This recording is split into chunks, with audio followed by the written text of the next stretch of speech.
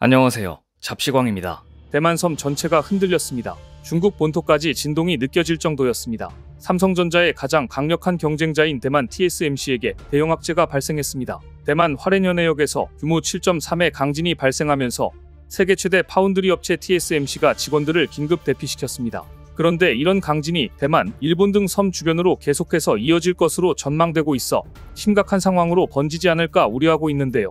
반면에 오히려 한국의 안정적인 반도체 공급망이 주목받으며 TSMC 물량을 뺏어올 기회로 평가되고 있어 관심이 모아지고 있습니다. 관련 내용에 대해 자세히 알아보겠습니다.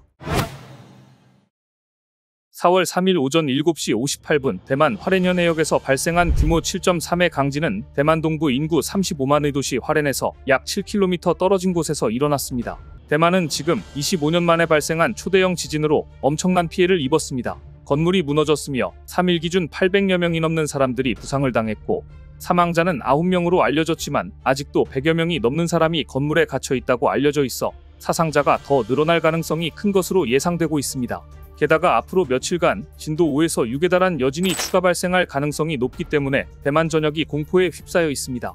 더 이상의 추가 사상자는 발생하지 않았으면 좋겠다는 마음이 드는데요. 이날 지진은 대만 동부의 도시 화롄에서 남동쪽으로 25km 떨어진 해상에서 발생했습니다.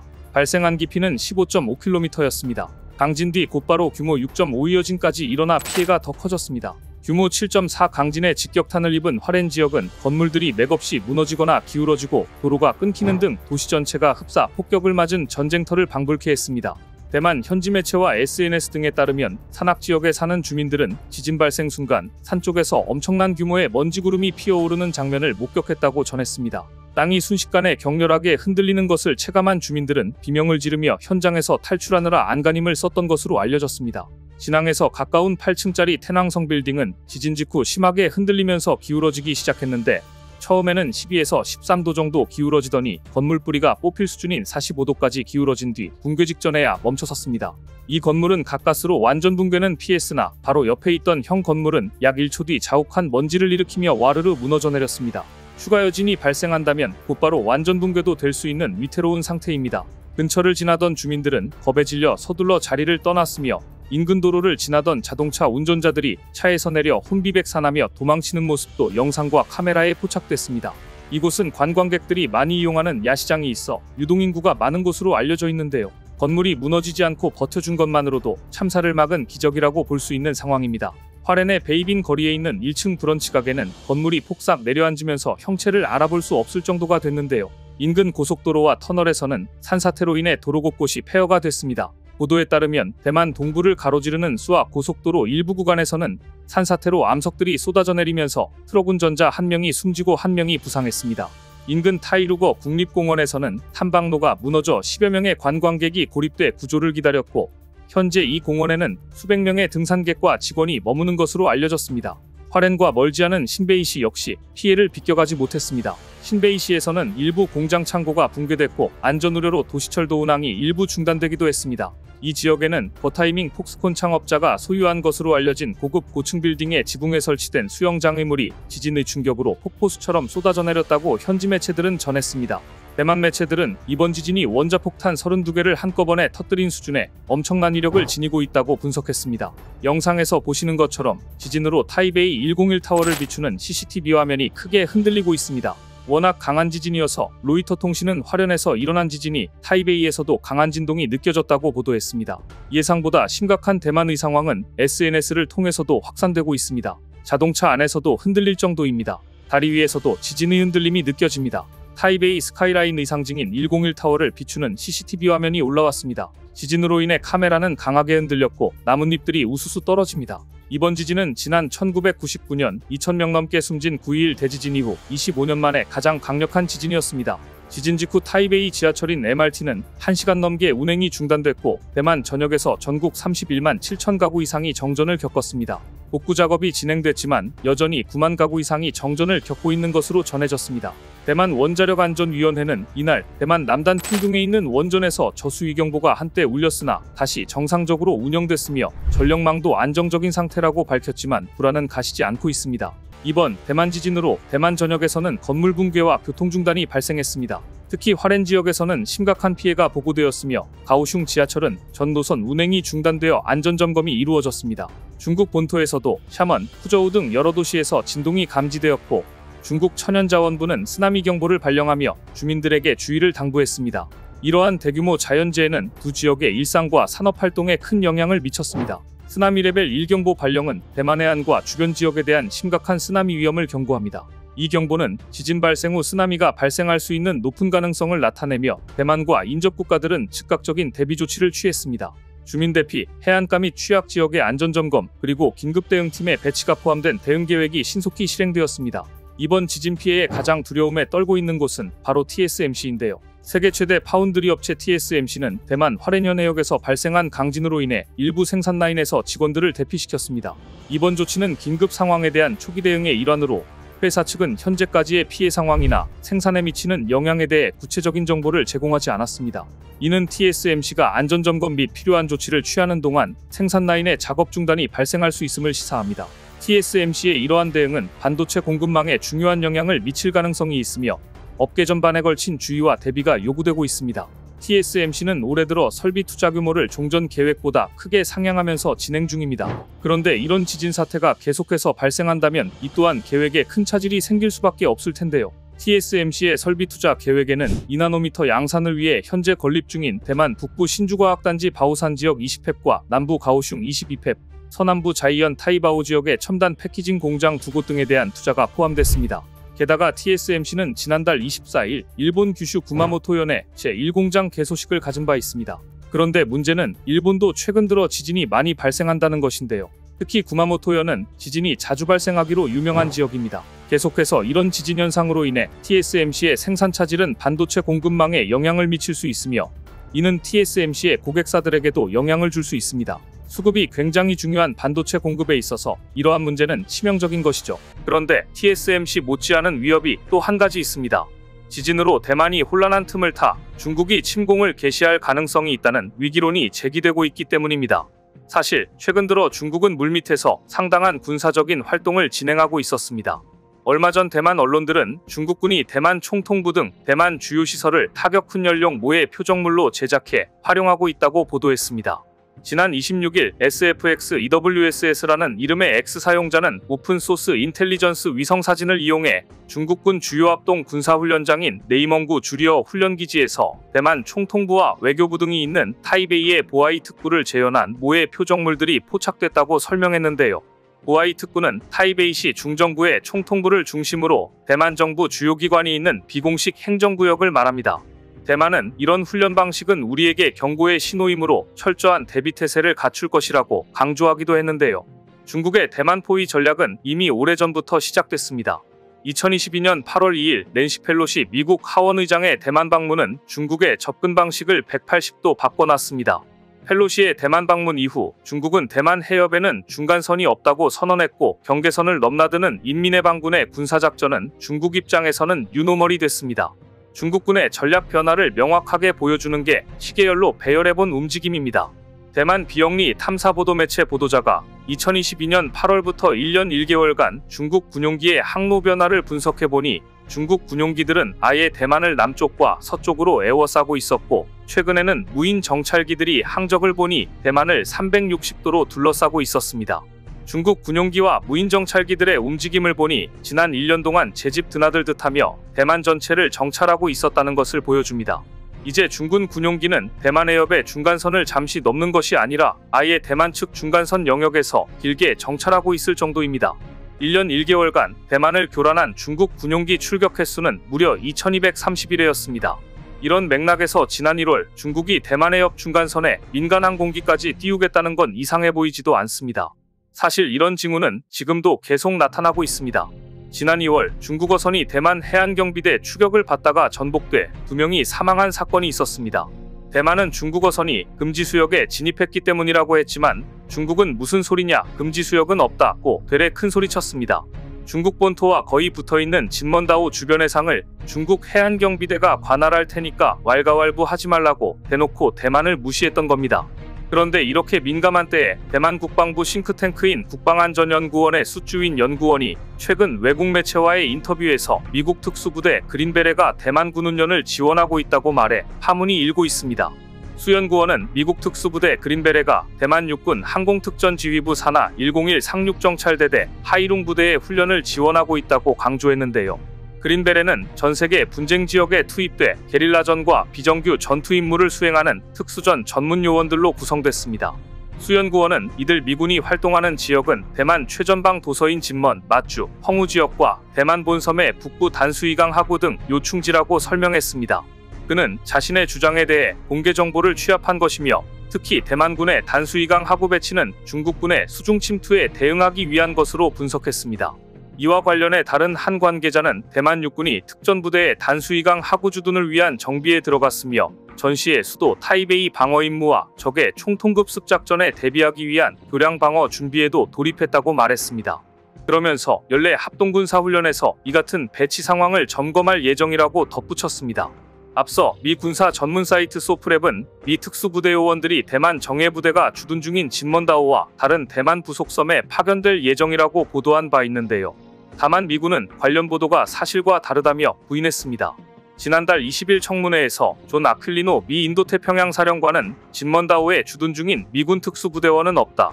추가 평가를 위해 기밀 환경에서 이야기할 수 있지만 이는 본질적으로 부정확하다고 밝혔습니다. 하지만 양안 관계를 조금이라도 아는 사람은 중국이 대만을 침공하게 된다면 가장 먼저 공격할 곳은 바로 진먼다오가 될 것이란 점을 다 알고 있습니다. 진먼다오는 중국 남부 푸젠성 샤먼시에서 동쪽으로 10km 떨어진 대만의 최전방 지역입니다. 대만 본섬과 200km 거리에 있는 이 섬은 중국에게는 눈의 가시와 같은 존재입니다. 인민의 반군을 이끈 마오쩌둥 중국 주석은 대만을 점령하고자 본섬 외곽에 있는 작은 섬들을 차례로 침공했는데 당시에도 진먼다오가 첫 번째 목표였습니다. 1940년대와 1950년대 중국 인민의 반군은 진먼다오에 대한 두 차례 공격 시도가 실패하자 1958년 44일간 포탄 47만 발을 이 섬에 퍼부었고 당시 섬은 쑥대밭이 됐으며 대만 군인과 민간인 등 618명이 사망하고 2600여 명이 부상했습니다. 대만은 이 섬을 사수하고자 병력 3000여 명을 배치했고 섬 지하에 사령부와 진지들을 구축하기도 했는데요. 차이잉원 대만 총통은 지난해 진먼다오 포격전 65주년 행사에 참석해 중국 침공에 맞서 진먼다오를 사수할 것이라고 강조한 바 있습니다.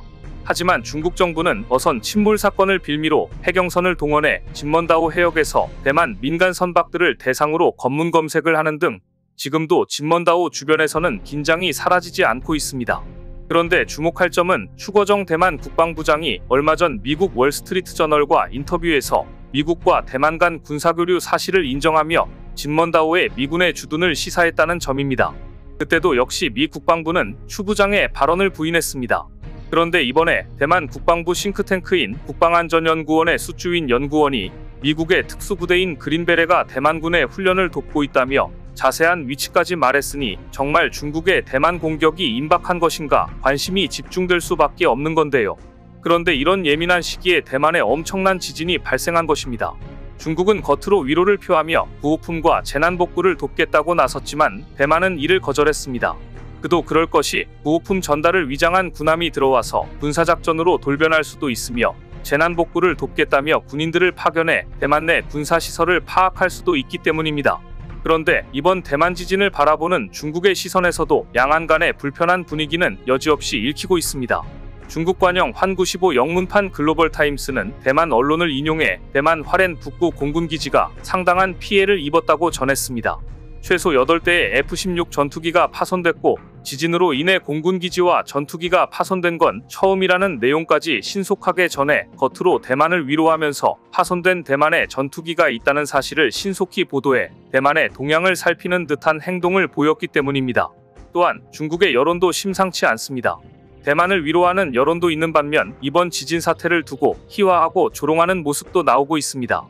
중국 최대 플랫폼 바이두에서 무려 80만여 회 재생된 폭스콘 창업자 거타이밍 소유 저택의 옥상 수영장이 폭포가 됐다는 제목의 영상에는 위태로웠던 지진 당시 상황이 잘 나타나 있습니다. 호화로운 초고층 빌딩의 옥상에서 엄청난 양의 물이 건물 벽면을 타고 쏟아져 내려오는 영상인데요. 그런데 이 영상에 대한 중국 네티즌들의 댓글은 피해를 공감하고 안타까워하기보다는 해당 영상의 진위를 놓고 공방을 벌이거나 거타이밍에 원 거주지와 먼 지역의 건물이라거나 유리창 피해가 없는 걸 보니 입주가 안 된 건물이라는 식의 갑론을박이 벌어졌던 것입니다. 이에 더해 해당 영상과 관련해 지진 피해를 희화화하는 중국 네티즌들의 동향도 적잖게 감지됐습니다. 많은 희생자가 나온 지진에 대해 왜곡 접근하는 온라인 여론에 대해 자성을 요구하는 의견이 맞부딪히며 중국인들끼리 갈등까지 빚어지는 양상인데요. 일각에서는 이번 대만 지진이 중국이 일으킨 인공지진이라는 주장까지 있지만 아직 인공지진을 일으킬 수 있다는 기술적 근거가 없기 때문에 추측이라고 봐야 할 것 같습니다. 다만 그만큼 최근 들어 중국의 대만 침공이 노골화되었고 지진으로 대만이 혼란한 틈을 놓치지 않고 군사작전을 감행할 수 있는 가능성은 분명 존재하는 것이 사실이라 대만 국민들은 대지진의 와중에도 중국의 동향을 예의주시하고 있습니다. 반면 삼성전자는 이러한 상황에서 반도체 시장에서 입지를 강화하고 시장 점유율을 확대할 잠재적 기회를 얻을 수 있습니다. TSMC의 잠재적 생산 차질이 삼성전자에게는 공급망 다변화와 신규 고객 확보의 기회가 될 수 있다는 것입니다. 과거 자연재해가 반도체 산업에 미친 영향을 살펴보면 제조 공장의 손실이나 생산 차질이 글로벌 공급망에 큰 영향을 줄 수 있음을 알 수 있습니다. 특히 TSMC와 삼성전자와 같은 주요 반도체 제조업체들은 재해에 대비한 다양한 대응 전략을 마련하여 위험을 최소화하려고 합니다. 이러한 전략에는 공장 위치의 다변화, 비상 생산 계획의 수립, 재해 발생 시 신속한 복구 시스템 구축 등이 포함됩니다. TSMC와 삼성전자 간의 대응 전략 비교에서 각기 다른 접근 방식과 준비 수준이 반도체 시장에서의 경쟁력을 결정짓는 중요한 요소임을 확인할 수 있습니다. 자연재해가 반도체 산업에 미친 영향을 고려할 때 이 산업의 안정성 강화는 중요합니다. 반도체 제조업체는 재해 대비 계획을 강화하고 공장의 지리적 다양화를 추진해야 합니다. 하지만 TSMC가 지리적 다양화를 추진하는 곳이 결국 일본이라는 건 우리에게 큰 기회가 될 수 있을 것으로 보이는데요. 최근 파운드리 시장도 이제 저점을 지나 상승세로 돌아선 가운데 삼성전자의 기회가 온 것입니다. 메모리 반도체부터 시작된 반도체 업계의 반등이 파운드리로도 확대되며 반도체 업계가 봄을 맞고 있다는 평가가 나옵니다. 2일 글로벌 시장조사기관 카운터포인트 리서치에 따르면 지난해 4분기 전 세계 파운드리 산업 매출이 직전 분기 대비 10%포인트 증가했습니다. 전방 산업인 PC와 스마트폰 등 일반 응용처의 수요가 되살아난 것에 더해 AI 열풍까지 겹치며 파운드리 수요도 덩달아 늘어난 것입니다. 게다가 앞서 미국에서도 삼성전자가 TSMC보다 더 큰 보조금을 받으며 긍정적인 시그널이 확인됐습니다. 삼성전자가 미국 정부로부터 60억 달러, 하나로 약 8조 원 이상의 반도체 보조금을 지원받을 전망입니다. 이는 대만 파운드리 기업 TSMC의 예상 보조금보다 약 10억 달러 이상 많은 규모입니다. 이번 보조금 지원으로 현지 생산 라인 확대에 파란불이 켜지면서 삼성전자 파운드리 사업에도 긍정적인 영향을 줄 것으로 보이는데요. 앞서 2022년 조 바이든 정부는 자국 내 반도체 제조를 장려하기 위해 반도체 지원법을 발표한 바 있습니다. 미 상무부는 생산 보조금 390억 달러 중 280억 달러를 첨단 반도체 기업을 직접 지원합니다.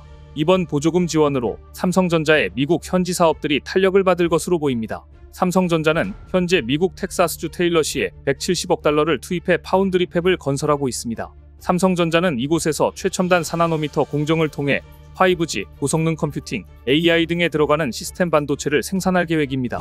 이미 미국 그로크, 캐나다 텐스토렌트 등 반도체 기업들은 공식적으로 삼성전자 테일러 공장에서 AI 칩을 생산하겠다고 밝히기도 했습니다. 삼성전자가 미국 정부로부터 받는 보조금 규모는 TSMC보다 더 많습니다. 현재 글로벌 파운드리 시장은 사실상 TSMC가 독점하다시피 하고 있는데 미국이 이를 견제하기 위해 삼성전자의 힘을 더 실어주는 것으로 해석되고 있습니다.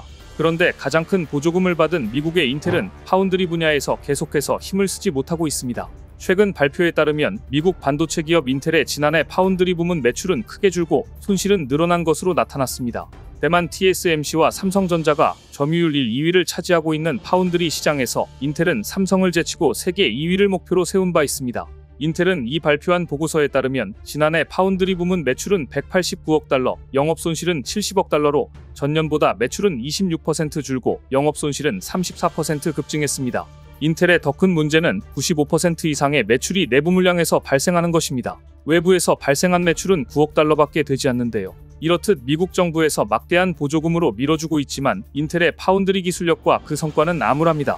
즉 인텔에겐 물량을 맡기기 어렵고 TSMC에게 물량을 맡기기엔 지진, 중국 이슈 등 공급망 차질이 우려되는 상황으로 결국 장기적으로 보면 한국에게 물량이 귀결될 수밖에 없는 구조입니다. 특히 인공지능 시장 개화로 전 세계적으로 반도체 수요가 본격적으로 늘어나는 시기라 이번 사태로 인해 향후 삼성전자의 파운드리 사업 실적 개선에 긍정적인 영향을 줄 것으로 보입니다. 최근에는 삼성전자를 찾는 신규 고객사들도 늘고 있는 것으로 알려졌습니다. 특히 삼성전자는 3나노미터 이하 첨단 공정에 필수적으로 꼽히는 게이트 올어라운드 GAA 기술에서 경쟁사보다 우위를 차지하고 있다는 평가를 받습니다. 지난달 마크 저커버그 메타 CEO, 챗 GPT의 아버지 샘 울트먼도 방한해서 삼성의 AI 반도체에 큰 관심을 드러내기도 했습니다. 실제로 그 이후에는 메타가 삼성 파운드리의 2나노미터 공정을 통해 AI 칩을 생산할 것이란 가능성이 나오기도 했습니다. 게다가 저커버그는 TSMC의 높은 의존도에 관해 우려를 표명한 바 있습니다. 메타는 현재 자사 AI 칩 2종을 TSMC를 통해서만 생산하고 있는데 이번에 일부 물량을 삼성에 맡길 것으로 보입니다. 계속해서 발생하고 있는 대만, 일본 지진 사태로 TSMC에 대한 우려가 더 커지고 있습니다. 이번에 대만 지진 사태로 인해 TSMC에겐 위기가 닥치고 삼성전자에겐 큰 기회가 찾아왔습니다. 자연재해는 예측할 수 없으니 항상 불안에 떨면서 TSMC를 고객으로 삼고 있을 수도 없는 것입니다. 그래서 이참에 반도체 사용 고객들도 공급 다변화를 통해 한국에게 물량을 주게 될 가능성이 높습니다. 이번 지진은 바다 건너 일본에까지 엄청난 영향력을 끼쳤습니다. 심지어 대만 지진의 여파로 일본 오키나와현에서는 최대 3m 높이의 쓰나미 경보가 내려졌습니다. 대만에서 약 110km 떨어진 섬인 일본 서남단 요나구니지마에는 높이 30cm의 첫 쓰나미가 도달했습니다. 오키나와 본섬에는 오전 10시쯤 쓰나미가 도달할 것으로 예상됐습니다. 일본 NHK는 정규방송을 중단하고 이 지역 주민에게 해안에서 높은 곳으로 피난할 것을 촉구하는 등 긴장감이 감돌았습니다. 지진 발생 초기 세계는 TSMC 반도체 공장에 피해는 없는지 촉각을 곤두세웠습니다. 그런데 TSMC는 처음에는 공장이 정상적으로 운영 중이라고 밝혔습니다. 대만 경제신문 등도 TSMC 및 기타 주요 제조업체는 정상 운영 중이라고 보도했습니다. 하지만 이것은 거짓으로 드러났습니다. TSMC 직원들에게 긴급 대피하는 사태까지 발생했던 것으로 뒤늦게 드러났습니다. 결국 TSMC 대변인은 생산 라인에서 일부 직원을 대피시켰다고 밝혔으나 구체적인 피해 여부나 그 규모는 아직 확인해주지 않고 있습니다. 대만 언론들은 다행히 TSMC 팹에서 사상자는 발생하지 않은 것으로 보이며 TSMC 팹의 대부분은 서쪽에 위치하고 있고 이번 강진이 발생한 지역과는 거리가 있다고 보도하고 있습니다.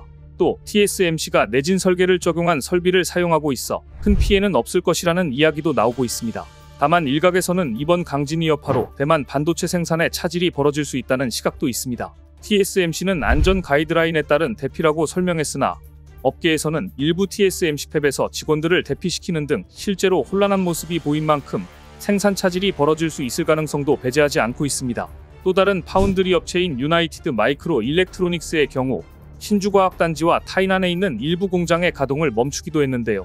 대만의 잦은 지진은 미국과 함께 글로벌 반도체 공급망 연대를 다지며 중국과 나를 세우는 대만의 경쟁력 약화로 이어질 수 있다는 분석도 나오고 있습니다. 사실 자연재해로 인한 글로벌 반도체 공급망 교란은 종종 있던 일입니다. 지난 2021년 삼성전자의 오스틴 반도체 공장이 유례없는 한파로 정전을 맞아 가동이 중지된 사례가 대표적입니다.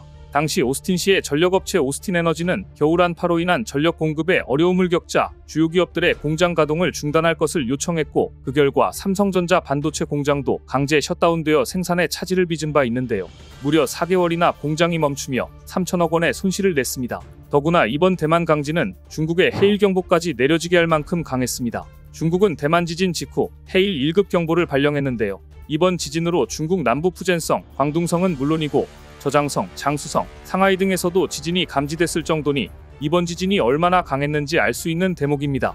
그래서 더욱 글로벌 반도체 업계가 TSMC 대만 팹을 예의주시하고 있는 것입니다. 또한 이번 대만 지진은 반도체 부활을 위해 천문학적 자금을 투입하던 일본에게는 청천벽력 같은 소식이었습니다. 지진이 일어나기 바로 직전 일본 정부는 자국 반도체 기업 라피더스의 천문학적 보조금을 추가 승인했습니다.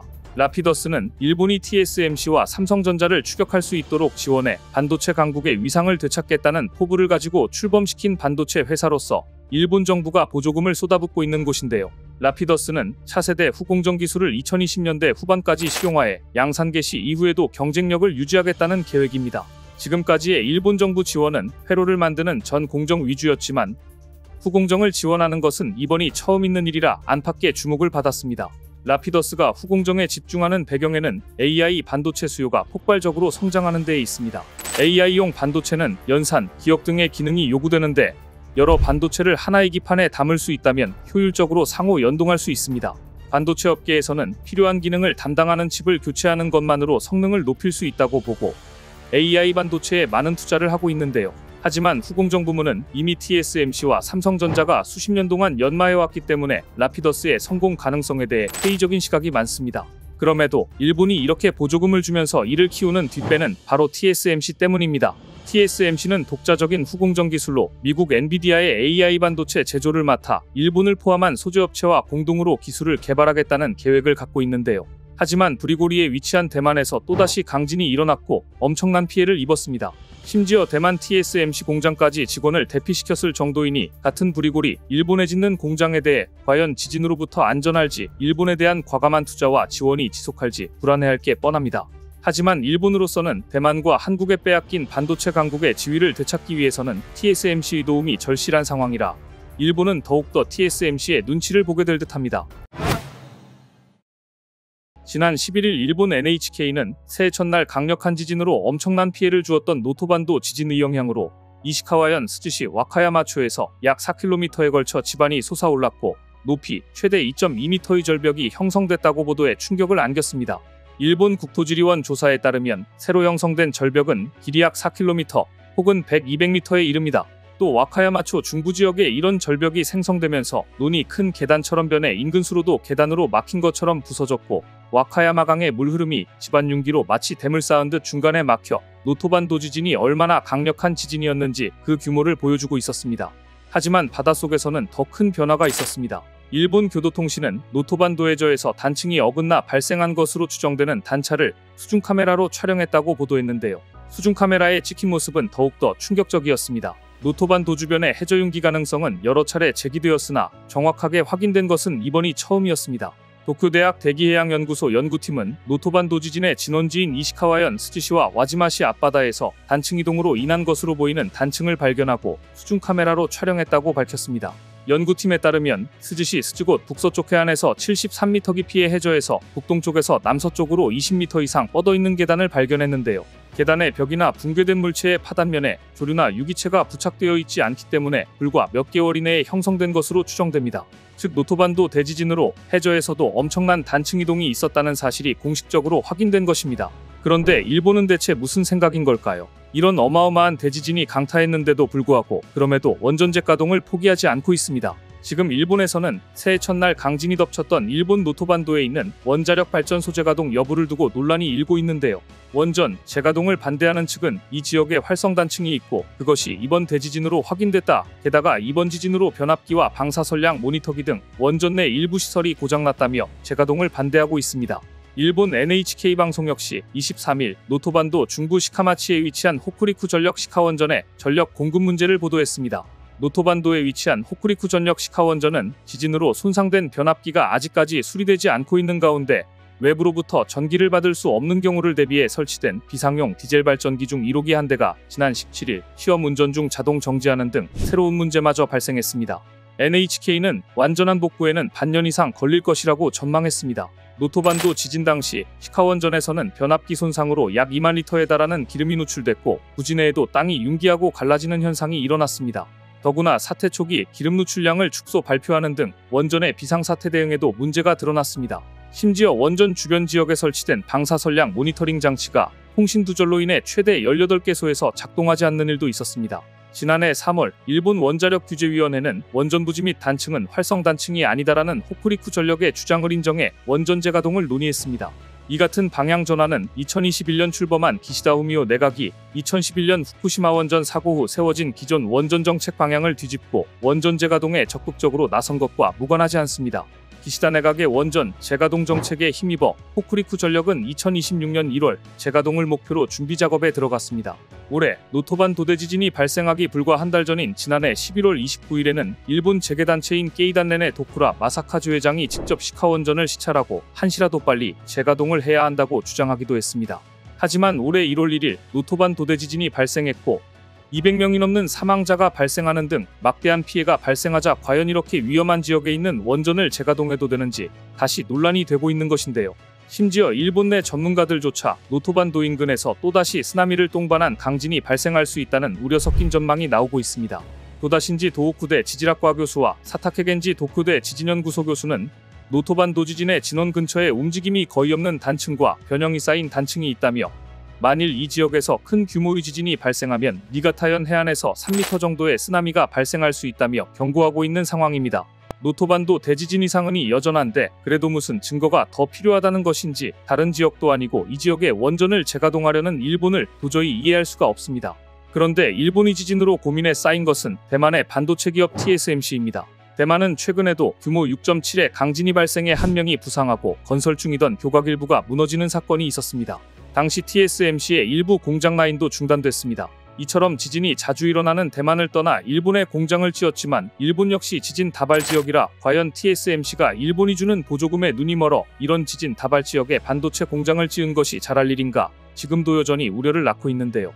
이런 상황에서 가장 반사이익을 얻게 될 곳은 바로 한국 기업들이라는 전망이 나오고 있습니다. 최근 미국의 경제 포털 야후 파이낸스는 미국 반도체 업체의 주문이 TSMC에 집중되다 보니 병목 현상이 발생하고 있어 엔비디아 등 미국 유수의 반도체 업체들이 생산 다각화에 나서고 있다고 보도했는데요. 특히 중국이 대만을 침공할 경우 대만 반도체 제조 기반이 무너져 서구에 엄청난 타격을 줄 수 있기 때문에 전략적 차원에서라도 미국 업체들은 생산 다각화에 나서야 한다고 지적했습니다. 이미 미국 업체들도 이제 TSMC에 대한 의존도를 줄이는 방향으로 나아가고 있는데 이 같은 상황에서 한국의 SK하이닉스 등이 반사이익을 얻을 수 있다고 전망했습니다. SK하이닉스는 인디애나주에 칩 패키징 시설을 건설하기 위해 약 40억 달러를 투자할 계획인데요. SK하이닉스는 엔비디아의 최첨단 그래픽 처리 장치에 대한 독점 파트너 역할을 하고 있습니다. 야후 파이낸스는 SK하이닉스의 이 같은 움직임은 미국 업체들이 생산 다각화를 추진하는 상황에서 매우 시의적절하다고 평가했습니다. TSMC는 중국의 대만 위협 등 지정학적 리스크가 커지자 미국, 일본, 독일 등으로 생산 다변화에 나섰지만 그래도 선단 공정 생산은 대만 내에서만 하고 있습니다. 그러다 보니 미국 기업들의 주문량을 제때에 생산하는 데 버거워하고 있습니다. 따라서 지금 미국 기업들은 공급망 다변화에 나서고 있고 그 반사이익은 후발주자인 삼성전자와 SK하이닉스 그리고 인텔이 가져갈 것으로 예상되고 있습니다. 이런 분위기 속에서 미국 정부가 곧 삼성전자에 대한 반도체 보조금 지급 계획을 발표할 것이란 관측이 나오고 있습니다. 발표 시점에 이어 업계의 이목이 쏠리는 점은 바로 보조금 지급 규모인데요. 업계에서는 미국 상무부가 삼성전자에 60억 달러 규모의 보조금을 지급할 것이라는 관측이 지배적입니다. 이는 삼성전자보다 230억 달러 더 많은 대미 투자를 한 TSMC의 보조금 예상치 약 6조 6천억 원보다 많은 것입니다. 하지만 삼성전자가 텍사스 공장을 비롯해 향후 20년간 255조 원 규모의 반도체 공장 건설을 계획 중인 것을 감안하면 미국이 삼성에 더 많은 보조금을 주어야 한다는 지적도 나오고 있는데요. 특히 미국 정부가 보조금 지급 이후 중국의 반도체 고립을 위해 삼성전자의 대미 추가 투자 압박 강화에 나선다면 이 정도 보조금만으로는 적다는 것입니다. 더구나 미국은 인텔을 비롯해 글로벌 파운드리, 마이크로칩 테크놀로지, BAE 시스템스 등 미국 기업들에 대해서는 이미 막대한 보조금을 발표했습니다. 이렇게 미국이 자국 우선주의를 내세우고 한편으로는 삼성에게 더 많은 반도체 공장을 지으라고 압박할 수 있기 때문에 삼성은 지금 미국으로부터 보조금은 물론 세금 감면 등을 포함해 최대한 많은 지원을 받도록 막바지 협상에 모든 힘을 쏟고 있습니다. 오늘 준비한 소식은 여기까지입니다. 댓글을 통한 여러분들의 많은 의견 기다리겠습니다. 시청해주셔서 감사합니다.